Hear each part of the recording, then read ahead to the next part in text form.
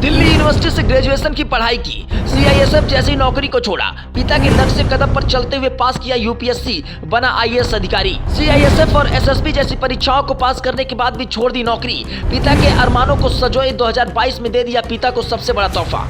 पिता 2002-3 में यूपीएससी पास करने के लिए मेहनत की पर नहीं हुए सफल। बेटे को आईएएस बनते देखना चाहते थे पिता, आखिर बेटे ने पिता का सपना साकार कर दिया।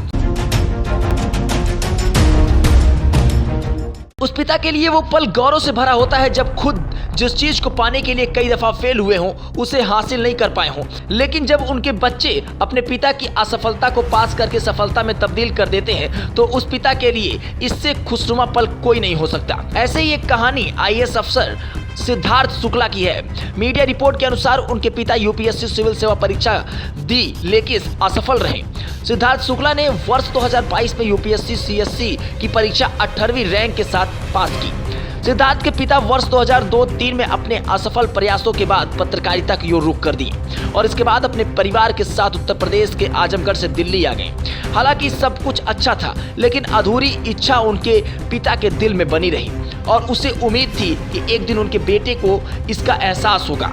सिद्धार्थ शुक्ला ने बहुत पहले ही महत्वाकांक्षाओं को जीवित रखने के लिए इसे हासिल करने में लग गए, लेकिन सफर इतना आसान नहीं था। आईएएस सिद्धार्थ शुक्ला मूल रूप से आजमगढ़ के रहने वाले हैं और वो अपनी स्कूली शिक्षा दिल्ली के रोहड़ी में स्थित सेंट जेवियर्स में पढ़ाई की और इसके बाद दिल्ली के खालसा कॉलेज में इतिहास विषय से ग्रेजुएशन की डिग्री ली।